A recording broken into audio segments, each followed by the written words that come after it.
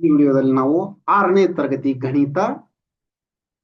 ಗಣಿತ ಪ್ರಕಾಶ ಅಧ್ಯಾಯ 6 ಸುತ್ತಳತೆ ಮತ್ತು ವಿಸ್ತೀರ್ಣದಲ್ಲಿ ಆಯತ ಮತ್ತು ಚೌಕಕ್ಕೆ ಸಂಬಂಧಪಟ್ಟಂತೆ ಒಂದಿಷ್ಟು ಲೆಕ್ಕಗಳನ್ನ ನೋಡೋಣ. ಕಂಡು ಹಿಡಿಯಿರಿ. ಇಲ್ಲಿ ನೋಡ್ರಿ, 5 ಮೀಟರ್ ಇಂಟು 10 ಮೀಟರ್ ಮತ್ತು 2 ಮೀಟರ್ ಇಂಟು 7 ಮೀಟರ್ ಅಳತೆಗಳನ್ನ ಹೊಂದಿರುವ ಈ ಎರಡೂ ಆಯತಗಳ ವಿಸ್ತೀರ್ಣಗಳ ಮೊತ್ತಕ್ಕೆ ಸಮನಾಗಿರುವ ಆಯತದ ಅಳತೆಗಳನ್ನ ಕಂಡು ಹಿಡಿಯಿರಿ ಅಂತ ಹೇಳ್ಯಾರ. ನೋಡ್ರಿ, ಇಲ್ಲೇ ಒಂದು ಆಯತ ಕೊಟ್ಟಾರ, ನೆಕ್ಸ್ಟ್ ಇನ್ನೊಂದು ಚಿಕ್ಕ ಆಯತವನ್ನ ಕೊಟ್ಟಾರ ಅಂತ ಇಟ್ಕೊಳ್ರಿ. ಈಗ 2 ಆಯ್ತು. ಇವು ಎರಡರ ಮೊತ್ತ ಈ ರೀತಿ, ಇದು 10, 5, ಇಲ್ಲೇ 7, 2 ಈ ರೀತಿ ಐತಿ. ಈಗ ನಮ್ಗೊತ್ತು ಎ ಬಿ ಅನ್ನೀಗ. ಎ ಪರಿಹಾರ ಆಯತದ ವಿಸ್ತೀರ್ಣ, ಆಯತದ ವಿಸ್ತೀರ್ಣ ಇಸ್ ಈಕ್ವಲ್ ಟು ಉದ್ದ ಇಂಟು ಅಗಲ. ಹೌದಾ? ನೋಡ್ರಿ, ಉದ್ದ ಎಷ್ಟೈತಿ? 10 ಇಂಟು ಅಗಲ 5, ಒಟ್ಟು ಎಷ್ಟಾಯ್ತು? 50 ಮೀಟರ್ ಸ್ಕ್ವೇರ್ ಅಥವಾ ಚದರ್ಮಾನಗಳು. ಇನ್ನ ಬಿ ತಗೊಂಡಾಗ ಆಯತದ ವಿಸ್ತೀರ್ಣ ಇಸ್ ಈಕ್ವಲ್ ಟು ಆಯತದ ವಿಸ್ತೀರ್ಣ ಇಸ್ ಈಕ್ವಲ್ ಟು ಉದ್ದ ಇಂಟು ಅಗಲ. ಉದ್ದ ಎಷ್ಟಿದೆ? 7, ಅಗಲ 2, 7 7 14 ಮೀಟರ್ ಸ್ಕ್ವೇರ್. ಎರಡು ಆಯತಗಳ ವಿಸ್ತೀರ್ಣಗಳ ಮೊತ್ತ, ಆಯತಗಳ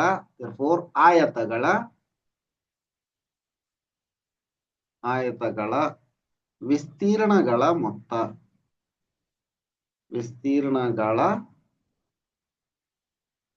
ಮೊತ್ತ is equal to A plus B ಅಂತಂದ್ರ 50 plus 14 is equal to 64 metre square ಆಯ್ತು.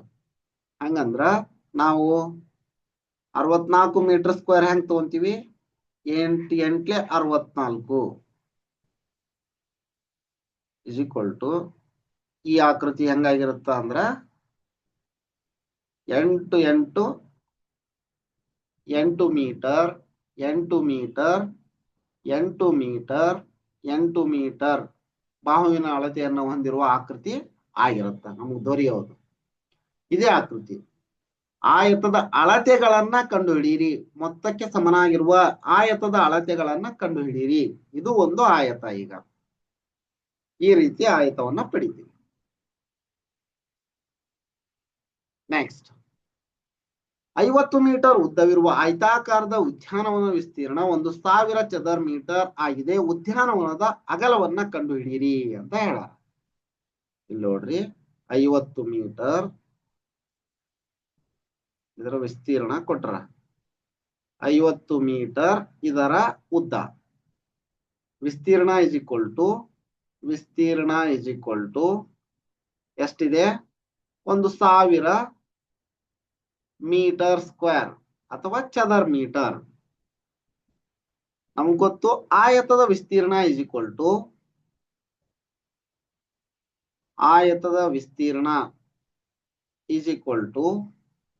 ಉದ್ದ ಇಂಟು ಅಗಲ. ನೋಡ್ರಿ, ವಿಸ್ತೀರ್ಣ ಕೊಟ್ರ 1000 ಮೀಟರ್ ಸ್ಕ್ವೇರ್, 1000 ಇಂಟು ಉದ್ದ ಎಷ್ಟಿದೆ? 50 ಇಂಟು ಅಗಲ ಕಂಡುಹಿಡಿಯಿರಿ ಅಂತ ಹೇಳ್ಯಾರ. ಅಗಲ ಇಸ್ ಈಕ್ವಲ್ ಟು ಗೊತ್ತಿಲ್ಲ. ಅಗಲ is equal to 1000 divided by 50 ಆಗುತ್ತ. ಒಂದ್ಲೆ ಇದು 0, ಈ 0 ಕ್ಯಾನ್ಸಲ್ಡ್, 5 1 5 7 0 0 ಅಂದ್ರ 20 ಮೀಟರ್. ಅಗಲ ಎಷ್ಟಾಯ್ತು? 20 ಮೀಟರ್. ದೇರ್ಫೋರ್ ಅಗಲ ಇಸ್ ಈಕ್ವಲ್ ಟು 20 ಮೀಟರ್. ಈ ರೀತಿ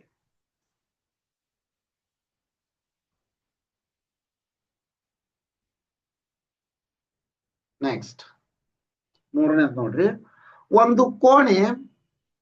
ಒಂದು ಕೋಣೆಯ ನೆಲದ ಉದ್ದ 5 ಮೀಟರ್, ಅಗಲ 4 ಮೀಟರ್ ಇದೆ. ನೆಲದ ಮೇಲೆ ಬಾಹುಗಳ ಉದ್ದ 3 ಮೀಟರ್ ಇರುವ ಒಂದು ಚೌಕಾಕಾರದ ಕಾರ್ಪೆಟ್ ಹಾಕಿದೆ. ಕಾರ್ಪೆಟ್ ಹಾಕದಿರುವ ನೆಲದ ವಿಸ್ತೀರ್ಣವನ್ನ ಕಂಡುಹಿಡಿಯಿರಿ ಅಂತ ಹೇಳ. ನೋಡ್ರಿ, ಹಂಗ ಒಂದು ರಫ್ ಡಯಾಗ್ರಾಮ್ ಹಾಕ್ತೀನಿ ಇಲ್ಲಿ. ಈ ರೀತಿ ಒಂದು ಕೋಣೆ ಇದೆ. ಇದು 5 ಮೀಟರ್ ಉದ್ದ, 4 ಮೀಟರ್ ಅಗಲ ಇದೆ. ಇಲ್ಲೇ ಒಂದು 3 ಮೀಟರ್ ಅಳತೆಯನ್ನು ಹೊಂದಿರುವ ಒಂದು ಚೌಕದ ಕಾರ್ಪೆಟ್ ಅನ್ನ ಹಾಕ್ಯಾರ. ಇದು 3 ಮೀಟರ್ ಇದೆ. ಈ ಕಾರ್ಪೆಟ್ ಇಲ್ಲದೇ ಇರುವಂತ ನೆಲದ ವಿಸ್ತೀರ್ಣವನ್ನ ಕಂಡುಹಿಡಿಯಿರಿ ಅಂತ ಹೇಳ್ಯಾರ. ಏನ್ ಮಾಡ್ಬೇಕಂದ್ರ ಮೊದ್ಲ ನೆಲದ ವಿಸ್ತೀರ್ಣ, ಆಯತದ ವಿಸ್ತೀರ್ಣ ಮತ್ತು ಚೌಕದ ವಿಸ್ತೀರ್ಣವನ್ನ ಕಂಡುಹಿಡಿದು, ಚೌಕದ ವಿಸ್ತೀರ್ಣದಲ್ಲಿ ಆಯತದ ವಿಸ್ತೀರ್ಣದಲ್ಲಿ ಚೌಕದ ವಿಸ್ತೀರ್ಣವನ್ನ ಕಳೆದಾಗ ಕಾರ್ಪೆಟ್ ಅನ್ನ ಹಾಕದಿರುವ ನೆಲದ ವಿಸ್ತೀರ್ಣ ಸಿಗುತ್ತ. ಎ ಪಾರ್ಟ್ ಏನಂದ್ರ ಆಯತದ ವಿಸ್ತೀರ್ಣ ಅಥವಾ ನೆಲದ ವಿಸ್ತೀರ್ಣ, ಕೋಣೆಯ ನೆಲದ ವಿಸ್ತೀರ್ಣ, ಕೋಣೆಯ ನೆಲದ ವಿಸ್ತೀರ್ಣ, ಕೋಣೆಯ ನೆಲದ ವಿಸ್ತೀರ್ಣ ಯಾವ ಇದ್ರೊಳಗೈತಿ? ಉದ್ದ ಇಂಟು ಅಗಲದೊಳಗೈತಿ. ಆಯತ ಅಂತಂದ್ರ ಉದ್ದ ಇಂಟು ಅಗಲ. ಉದ್ದ ಎಷ್ಟಿದೆ? 5, ಅಗಲ 4 ಅಂದ್ರ 20 ಮೀಟರ್ ಸ್ಕ್ವೇರ್ ಆಯ್ತು. ನೆಕ್ಸ್ಟ್ ಬಿ ಪಾರ್ಟ್ ನೊಳಗೆ ಏನ್ ಮಾಡಬೇಕು? ಕಾರ್ಪೆಟ್ ನ ವಿಸ್ತೀರ್ಣ. ಕಾರ್ಪೆಟ್ ಯಾವ ತರ ಇದೆ? ಚೌಕಾಕಾರದಲ್ಲಿ ಇದೆ. ಕಾರ್ಪೆಟ್ ನ ವಿಸ್ತೀರ್ಣ ಇಸ್ ಈಕ್ವಲ್ ಟು ಉದ್ದ ಇಂಟು ಉದ್ದ ಅಥವಾ ಬಾಹು ಇಂಟು ಬಾಹು ಅಂತ ಹೇಳ್ತೀವಿ. ಉದ್ದ ಇಂಟು ಉದ್ದ ಇಸ್ ಈಕ್ವಲ್ ಟು ಎಷ್ಟು? 3 ಇದೆ. 3 ಇಂಟು 3 ಅಂದ್ರ 9 ಮೀಟರ್ ಸ್ಕ್ವೇರ್. ಆದ್ದರಿಂದ ಕಾರ್ಪೆಟ್ ಹಾಕದಿರುವ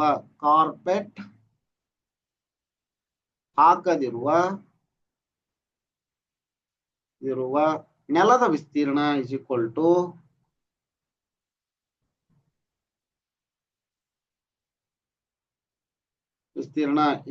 ಟು ಜಸ್ಟ್ ನೆಲದ ವಿಸ್ತೀರ್ಣ ಮೈನಸ್ ಕಾರ್ಪೆಟ್ ನ ವಿಸ್ತೀರ್ಣ ಅಂತಂದ್ರೆ ಸಾಕು.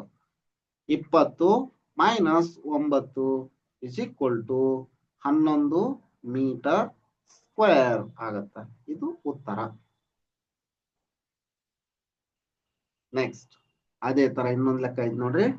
15 ಮೀಟರ್ ಉದ್ದ ಮತ್ತು 12 ಮೀಟರ್ ಅಗಲವಿರುವ ಉದ್ಯಾನವನದ 4 ಮೂಲೆಗಳಲ್ಲಿ 2 ಮೀಟರ್ ಉದ್ದ, 1 ಮೀಟರ್ ಅಗಲವಿರುವ ಬದಿಗಳನ್ನು ಹೊಂದಿರುವ 4 ಹೂವಿನ ಹಾಸುಗಳನ್ನ ಹಾಕಲಾಗಿದೆ.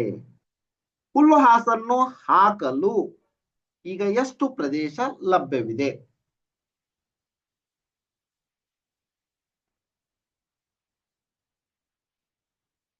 ಈಗ ಈ ಪ್ರದೇಶವನ್ನ, ಈ ಮೂಲೆಗಳಲ್ಲಿನ ಪ್ರದೇಶವನ್ನ ತೆಗೆದು ಇನ್ನೆಷ್ಟು ಪ್ರದೇಶ ಉಳಿದೈತಿ ಅಂತ ನೋಡ್ರಿ. ಸೇಮ್ ಅದೇ ತರ ಈಗ ಮಾಡಿದ್ವಲ್ಲ ಮೇಲೆ, ಅದೇ ತರ ಪ್ರಾಬ್ಲಮ್ ಇಲ್ಲೇ 4ರಿಂದ ಮಲ್ಟಿಪ್ಲೈ ಮಾಡ್ಬೇಕು ಎರಡನೇದಕ್ಕಷ್ಟೇ. ಇದು 15 ಮೀಟರ್, ನೆಕ್ಸ್ಟ್ 12 ಮೀಟರ್ ಕೊಟ್ರ. 4 ಈ ತರ 4, 2 ಮೀಟರ್ 1 ಮೀಟರ್ ಇರುವಂತಹವು 4 ಏನದವು? ಹೂವಿನ ಹಾಸುಗಳು ಈ ತರ 4 ಅದಾವು.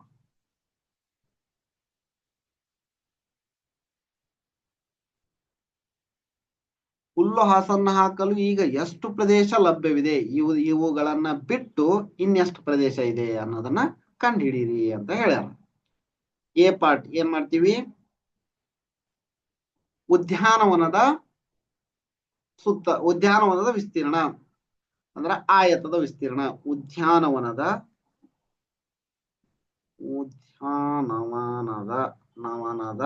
ವಿಸ್ತೀರ್ಣ ಇಸ್ ಈಕ್ವಲ್ ಟು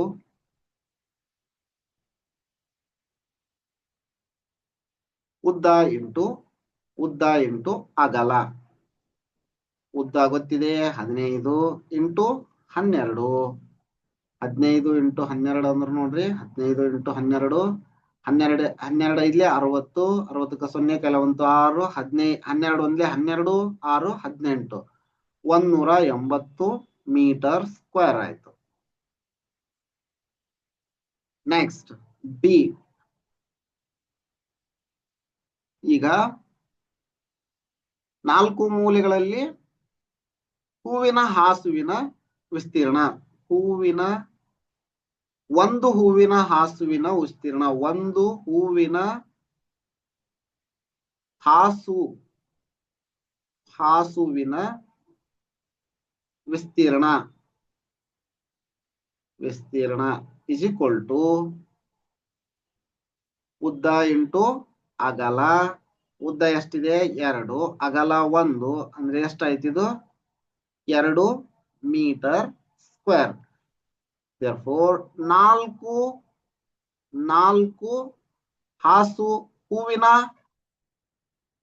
ಹೂವಿನ ಹಾಸುವಿನ ವಿಸ್ತೀರ್ಣ. ಹಾಸುಗಳ ವಿಸ್ತೀರ್ಣ is equal to 4 into 2 is equal to 8 metre square. therefore ಆದ್ದರಿಂದ ಇಲ್ಲಿ ನೋಡ್ರಿ ಹುಲ್ಲು ಹಾಸನ್ನ ಹಾಕಲು ಇರುವ ಪ್ರದೇಶ. ಹುಲ್ಲು ಹಾಸನ್ನ ಹಾಕಲು ಇರುವ ಪ್ರದೇಶ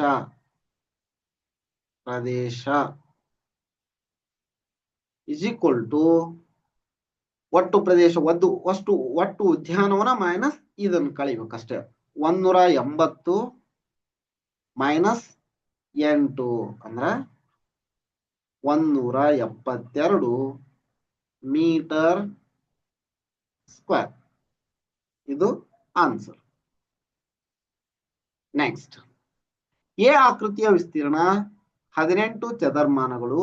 ಬಿ ಆಕೃತಿಯ ವಿಸ್ತೀರ್ಣ 20 ಚದರ್ಮಾನಗಳು ಆಗಿವೆ. ಬಿ ಆಕೃತಿಗಿಂತ ಎ ಆಕೃತಿಯ ಸುತ್ತಳತೆಯು ಹೆಚ್ಚು ಉದ್ದವಿದೆ. ನೀಡಿರುವ ನಿಬಂಧನೆಗಳನ್ನು ಪೂರೈಸುವ ಅಂತಹ 2 ಆಕೃತಿಗಳನ್ನ ರಚಿಸಿ ಅಂತ ಹೇಳಾರ. ನೋಡ್ರಿ ಇಲ್ಲಿ ಎ ಆಕೃತಿಯ ವಿಸ್ತೀರ್ಣ ಒಂದು ವಿಸ್ತೀರ್ಣವನ್ನು ಕೊಟ್ರ. ಎ ಆಕೃತಿ 18 ಚದರ್ಮಾನಗಳು ಅಂತ ಹೇಳಾರ. ಫಸ್ಟ್ ಎದ ವಿಸ್ತೀರ್ಣ ಇಸ್ ಈಕ್ವಲ್ ಟು 18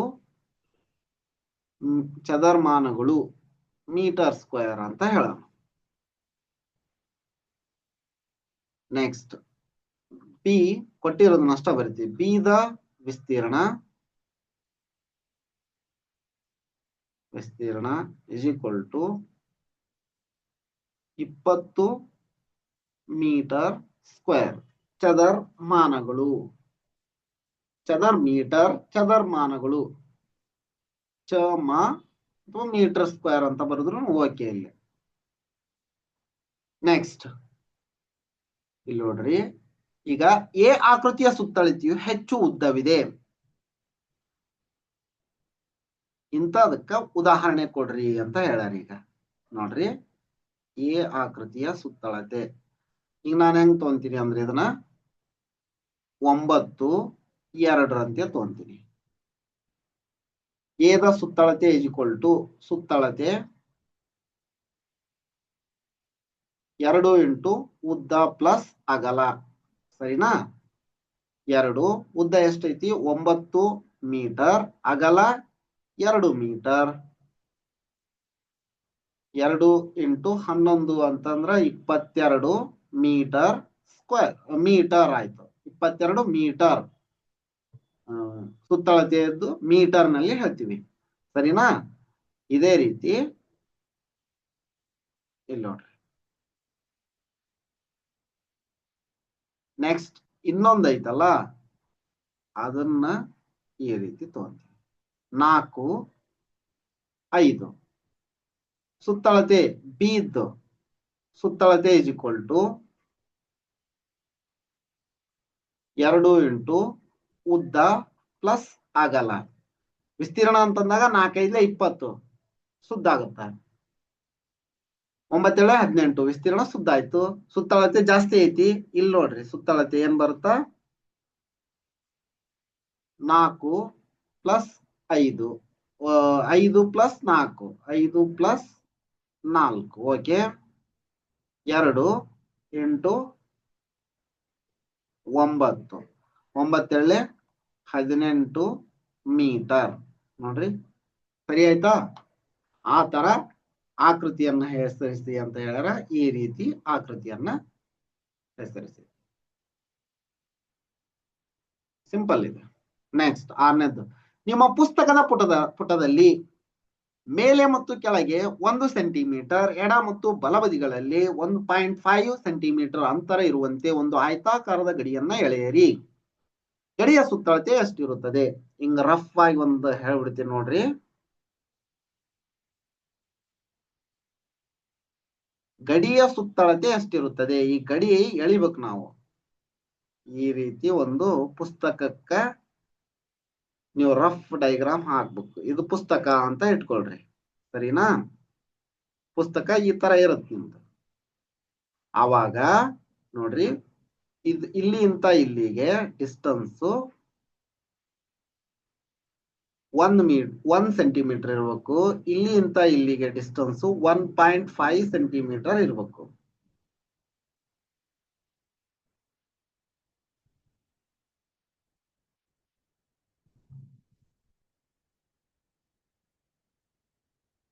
ಇಲ್ಲಿಂದ ಇಲ್ಲಿ ಡಿಸ್ಟನ್ಸ್, ಇದರಿಂದ ಇದಕ್ಕ ಡಿಸ್ಟನ್ಸ್ ಎಷ್ಟೈತಿ?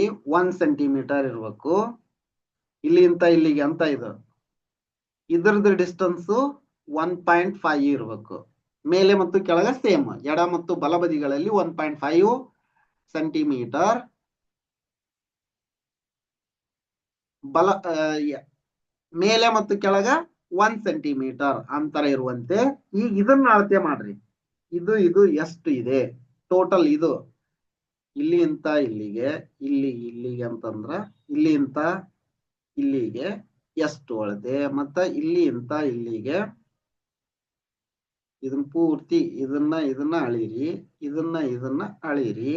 ಎಷ್ಟಿದೆ ಅನ್ನೋದನ್ನ ಆಯತದ ಸುತ್ತಳತೆಯನ್ನ ಕಂಡುಹಿಡಿಯಿರಿ. ಆಯತದ ಸುತ್ತಳತೆ ಸೂತ್ರ ನಿಮ್ಗೆ ಗೊತ್ತು. 2 ಇಂಟು ಉದ್ದ ಪ್ಲಸ್ ಅಗಲ. ಇದನ್ನ ಕಂಡುಹಿಡಿದು ಕಮೆಂಟ್ ಬಾಕ್ಸ್ ನಲ್ಲಿ ಕಮೆಂಟ್ ಮಾಡಿ ಎಷ್ಟು ಬಂದಿದೆ ಅನ್ನೋದನ್ನ. ನೆಕ್ಸ್ಟ್ 7ನೇದು ನೋಡ್ರಿ, ಗಾತ್ರ 8 ಮಾನಗಳು 12 ಮಾನಗಳು ಇಂಟು 8 ಮಾನಗಳಿರುವ ಒಂದು ಆಯತವನ್ನ ರಚಿಸಿ. ಜಸ್ಟ್ ಒಂದು ಆಯತವನ್ನ ರಚಿಸಿ ಅಂತ ಹೇಳ್ಯಾರ. ನೋಡ, ಒಂದು ಆಯತವನ್ನ ರಚಿಸಿದ್ವಿ. 12 ಮಾನಗಳು 12 ಮೀಟರ್ ಅಂತ ತಗೊಂತೀನಿ ನಾನು. Just 12 metre 8 metre okay. ಇದರೊಳಗೆ ನಿಖರವಾಗಿ ಅರ್ಧದಷ್ಟು ವಿಸ್ತೀರ್ಣವನ್ನು ಆಕ್ರಮಿಸುವ ಹಾಗೂ ಹೊರಗಿನ ಆಯತವನ್ನ ಸ್ಪರ್ಶಿಸದಂತೆ ಮತ್ತೊಂದು ಆಯತವನ್ನ ರಚಿಸಿ ಅಂತ ಹೇಳ. ಈಗ ನೋಡ್ರಿ, ನಮಗ ಆಯತದ ವಿಸ್ತೀರ್ಣ ಗೊತ್ತಾದ್ರ ಅದರ ಅರ್ಧದಷ್ಟು ವಿಸ್ತೀರ್ಣವನ್ನು ರಚಿಸೋದು ಹೆಂಗ ಅಂತ ನೋಡೋಣ. ಆಯತದ ವಿಸ್ತೀರ್ಣ ಇಸ್ ಈಕ್ವಲ್ ಟು ಆಯತದ ವಿಸ್ತೀರ್ಣ ಇಸ್ ಈಕ್ವಲ್ ಟು ಉದ್ದ ಇಂಟು ಅಗಲ. ಉದ್ದ ಎಷ್ಟಿದೆ? 12 ಇಂಟು ಅಗಲ 8. 12 ಎಂಟ್ಲೆ 96 ಮೀಟರ್ ಸ್ಕ್ವೇರ್ ಆಯ್ತು. ಇದರ ಅರ್ಧದಷ್ಟು ಆಯತದ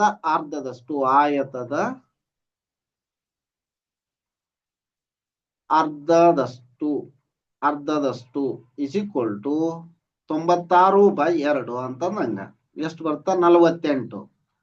48 ಮೀಟರ್ ಸ್ಕ್ವೇರ್ ಇರುವ ಇನ್ನೊಂದು ಆಯತವನ್ನ ರಚಿಸಬೇಕು. ಹಂಗಂದ್ರೆ ಅದ್ರ ಅಳತೆ ಎಷ್ಟಿರ್ಬೇಕು? 8 8 48. ರಫ್ ಆಗಿ ಇದು 8 ಮೀಟರ್ ಮತ್ತ 6 ಮೀಟರ್ ಅಳತೆಯನ್ನ ಹೊಂದಿರುವ ಇನ್ನೊಂದು ಆಯತವನ್ನ ಸ್ಪರ್ಶಿಸದಿಂದ ಮತ್ತೊಂದು ಆಯತವನ್ನ ರಚಿಸಿ ಅಂತ ಹೇಳ್ಯಾರ. ಈ ರೀತಿ ರಚಿಸಿದ್ರ ಮುಗಿತು. ಇನ್ನೊಂದು ಚಿಕ್ಕ ಚಿಕ್ಕ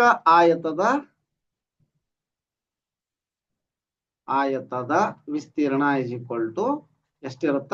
ಹಂಗಂದ್ರ 48 ಮೀಟರ್ ಸ್ಕ್ವೇರ್. 8 ಮೀಟರ್ ಉದ್ದ, 6 ಮೀಟರ್ ಅಗಲ ಇರುತ್ತೆ. ನೆಕ್ಸ್ಟ್ ನೋಡ್ರಿ, ಒಂದು ಚೌಕಾಕಾರದ ಹಾಳೆಯನ್ನ ಅರ್ಧದಷ್ಟು ಮಡಚಲಾಗಿದೆ. ಇಲ್ಲೇ ಒಂದು ಚೌಕಾಕಾರದ ಹಾಳೆಯನ್ನ ತೆಗೆದುಕೊಳ್ಳ್ರಿ. ಇದು ಒಂದು ಚೌಕಾಕಾರದ ಹಾಳೆ ಅಂತ ಹೇಳೋಣ. ಸರಿನಾ? ಚೌಕದಲ್ಲಿ ಎಲ್ಲಾ ಬಾಹುಗಳು ಸಮ ಇರ್ತವು. ಆದ್ದರಿಂದ ಇದನ್ನ 16 ಮೀಟರ್ ಅಂತ ತಗೊಳ್ಳೋಣ. 16 ಮೀಟರ್ ಅಂದ್ರೆ ಇದು 16 16 16 ಅಂತ ಆಗತ್ತ. ಈಗ ನೋಡ್ರಿ, ಇಲ್ಲಿಗೆ ಅರ್ಧದಷ್ಟು ಮಡಚಲಾಗಿದೆ. ಅರ್ಧ ಮಡಚಿದ್ವಿ. ಸರಿನಾ? ಇಲ್ಲಿ ಇಂತ ಇಲ್ಲಿ 8 ಆಗುತ್ತಾ, ಇಲ್ಲಿ ಇಂತ ಇಲ್ಲಿಗೆ 8 ಆಗುತ್ತಾ. ಓಕೆ. ನಂತರ ಮಡಚಿದ ಉದ್ದಕ್ಕೂ 2 ಆಯತಗಳಾಗಿ ಕತ್ತರಿಸಲಾಗಿದೆ. ಕತ್ತರಿಸಿವಿ. ಓಕೆ. ಚೌಕದ ಗಾತ್ರವನ್ನ ಲಕ್ಷಿಸದೆ ಹೇಳಿಕೆಗಳಲ್ಲಿ ಒಂದು ಹೇಳಿಕೆ ಯಾವಾಗಲೂ ನಿಜವಾಗಿರುತ್ತದೆ. ಇಲ್ಲಿ ಯಾವ ಹೇಳಿಕೆ ನಿಜವಾಗಿದೆ ಅಂತ ಕೇಳಾರ. ಪ್ರತಿ ಆಯತದ ವಿಸ್ತೀರ್ಣವು ಚೌಕದ ವಿಸ್ತೀರ್ಣಕ್ಕಿಂತ ದೊಡ್ಡದಾಗಿರುತ್ತದೆ. ಈ ಫಾರ್ ಎಕ್ಸಾಂಪಲ್ 8 16 ಆಯ್ತು. ಆಯತದ ವಿಸ್ತೀರ್ಣ ಇಸ್ ಈಕ್ವಲ್ ಟು ಆಯತದ ವಿಸ್ತೀರ್ಣ ಆಯತದ ವಿ ಇಸ್ ಈಕ್ವಲ್ ಟು ಉದ್ದ ಇಂಟು ಅಗಲ. ಉದ್ದ ಎಷ್ಟಿದೆ ನಮ್ದು? 16 ಇದೆ. ಅಗಲ ಎಷ್ಟಿದೆ? 8 ಇದೆ. 16 ಎಂಟ್ಲೆ 16 ಎಂಟ್ಲೆ ಎಷ್ಟಾಯ್ತು? ವಿಸ್ತೀರ್ಣ ಅಂತ ಹೇಳ್ಯಾರಲ್ಲ, 16 6 96, 16 7 112, 16 ಎಂಟ್ಲೆ 128. Okay, 128 metre square. ನೆಕ್ಸ್ಟ್ ಚೌಕದ ವಿಸ್ತೀರ್ಣ. ಈಗ ಚೌಕದ ವಿಸ್ತೀರ್ಣ ಕಂಡುಹಿಡಿಯೋಣ. ಚೌಕದ ವಿಸ್ತೀರ್ಣ ಇಸ್ ಈಕ್ವಲ್ ಟು ಉದ್ದ ಇಂಟು ಉದ್ದ. ಸರಿನಾ? ಉದ್ದ ಇಂಟು ಉದ್ದ. ಉದ್ದ ಎಷ್ಟಿದೆ? 16 ಇಂಟು 16. 16 16 256 metre square. ನೋಡ್ರಿ, ಆಯತದ ವಿಸ್ತೀರ್ಣವು ಚೌಕದ ವಿಸ್ತೀರ್ಣಕ್ಕಿಂತ ದೊಡ್ಡದಾಗಿರುತ್ತದೆ. ತಪ್ಪಾಯ್ತು ಈಗ. ಯಾಕಂದ್ರ ಚೌಕದ ವಿಸ್ತೀರ್ಣ ಜಾಸ್ತಿ ಬಂದೈತಿ. ದೇರ್ಫೋರ್ ತಪ್ಪು. ನೆಕ್ಸ್ಟ್, ಚೌಕದ ಸುತ್ತಳತೆಯು 2 ಆಯತಗಳ ಸುತ್ತಳತೆಗಳ ಮೊತ್ತಕ್ಕಿಂತ ಹೆಚ್ಚಾಗಿರುತ್ತದೆ. ಈಗ ಚೌಕದ ಸುತ್ತಳತೆ ಕಂಡುಹಿಡಿಯೋಣ. ಚೌಕದ ಸುತ್ತಳತೆ ಇಸ್ ಈಕ್ವಲ್ ಟು 4 ಇಂಟು ಬಾಹು. ಸರಿನಾ? 4 ಇಂಟು ಬಾಹು. 4 ಇಂಟು ಬಾಹು ಎಷ್ಟಿದೆ? 16. 16 64 ಮೀಟರ್ ಆಯ್ತು. ನೆಕ್ಸ್ಟ್, 2 ಆಯತಗಳ ಸುತ್ತಳತೆಗಳ ಮೊತ್ತಕ್ಕಿಂತ ಹೆಚ್ಚಾಗಿರುತ್ತದೆ ಅಂತ ಹೇಳ್ಯಾರ. ಈಗ ಒಂದು ಆಯತದ ಸುತ್ತಳತೆಯನ್ನ ಕಂಡುಹಿಡಿಯೋಣ. ಆಯತದ ಸುತ್ತಳತೆ ಆಯತದ ಸುತ್ತಳತೆ ಇಸ್ ಈಕ್ವಲ್ ಟು 2 ಇಂಟು ಉದ್ದ ಪ್ಲಸ್ ಅಗಲ. ಸರಿನಾ? 2 ಇಂಟು ಉದ್ದ 16, ಅಗಲ 8. 2 ಇಂಟು 24. 24 48. ಇದು 48 ಮೀಟರ್ ಒಂದು ಆಯತದ್ದಾಯ್ತು. 2 ಆಯತದ್ದು ಅಂತಂದ್ರ 96 ಆಗತ್ತಾ. ದೇರ್ಫೋರ್ ಚೌಕದ ಸುತ್ತಳತೆಯು 2 ಆಯತಗಳ ಮೊತ್ತಕ್ಕಿಂತ ಹೆಚ್ಚಾಗಿರುತ್ತದೆ ಅಂತ ಹೇಳ್ಯಾರ. ತಪ್ಪಾಯ್ತು. ನೆಕ್ಸ್ಟ್, 2 ಆಯತಗಳ ಸುತ್ತಳತೆಗಳ ಮೊತ್ತವು ಯಾವಾಗಲೂ ಚೌಕದ ಸುತ್ತಳತೆಯ 1/1.2 ರಷ್ಟಿರುತ್ತದೆ ಅಂತ ಹೇಳ್ಯಾರ. ಇದನ್ನ ಚೆಕ್ ಮಾಡೋಣ. ಈಗ ಈಗ ನಮ್ಗೆ ಎಷ್ಟು ಬಂದಿತ್ತು? ಚೌಕದ ಸುತ್ತಳತೆ 64 ಮೀಟರ್ ಬಂದಿದೆ. 64 ಇಂಟು 1/2 ಅಂದ್ರೆ ಎಷ್ಟು ಬರುತ್ತಾ ನಮ್ಗ? ಎರಡು ಆಯತಗಳ ಸುತ್ತಳತೆ ಎಷ್ಟಾಗೈತಿ ಈಗ? 96 ಮೀಟರ್ ಬಂದಿದೆ. ಇಷ್ಟು ಬರುತ್ತಾ ನೋಡೋಣ. ಇದು 64 ಇಂಟು 1 2 2 ಪ್ಲಸ್ 1 ಅಂದ್ರ 3 3/2 2 1 2 3 6 2 7 4 32 ಇಂಟು 3 32 3 96. ಎಸ್, ಮೂರನೇ ಆಪ್ಷನ್ ಸರಿ. ದೇರ್ಫೋರ್ ನಾಲ್ಕನೇ ಆಪ್ಷನ್ ಏನಾಗಿರುತ್ತೆ? ಚೌಕದ ವಿಸ್ತೀರ್ಣವು ಯಾವಾಗಲೂ ಎರಡೂ ಆಯತಗಳ ವಿಸ್ತೀರ್ಣಗಳ ಮೊತ್ತದ 3ರಷ್ಟು ದೊಡ್ಡದಾಗಿರುತ್ತದೆ. ಅಷ್ಟು ಬಂದಿರಲ್ಲದು ತಪ್ಪು. Option C is the right answer ಆಗುತ್ತಿದೆ. ಇದು ಪೂರ್ಣ ಆಯ್ತೀಗ. ಇನ್ನು ಏನಾದ್ರೂ ಸಮಸ್ಯೆಗಳಿತ್ತಂದ್ರ ಕಮೆಂಟ್ ಮಾಡಿ. ಈ ವಿಡಿಯೋ ನಿಮ್ಗೆ ಇಷ್ಟ ಆಗೈತಿ ಅನ್ಕೊಂತೀನಿ. ಇನ್ನು ಮುಂದಿನ ವಿಡಿಯೋದಲ್ಲಿ ಭಿನ್ನ ರಾಶಿಗಳನ್ನ ನೋಡೋಣ, ಭಿನ್ನ ರಾಶಿ ಅಧ್ಯಾಯವನ್ನ ನೋಡೋಣ. ಈ ವಿಡಿಯೋ ನಿಮ್ಗೆ ಇಷ್ಟ ಆಗಿತ್ತು ಅಂದ್ರೆ ಒಂದು ಲೈಕ್ ಮಾಡಿ, ಚಾನಲ್ ಅನ್ನು ಸಬ್ಸ್ಕ್ರೈಬ್ ಮಾಡ್ಕೊಂಡಿಲ್ಲ ಅಂದ್ರೆ ಸಬ್ಸ್ಕ್ರೈಬ್ ಮಾಡ್ಕೊಳ್ಳಿ. ಇದೇ ರೀತಿ ನಾವು ಅಪ್ಲೋಡ್ ಮಾಡುವ ಎಲ್ಲ ವಿಡಿಯೋಗಳ ನೋಟಿಫಿಕೇಶನ್ ಪಡೆಯಲು ಬೆಲ್ ಐಕಾನ್ ಅನ್ನು ಒತ್ತಿ. ಧನ್ಯವಾದಗಳು.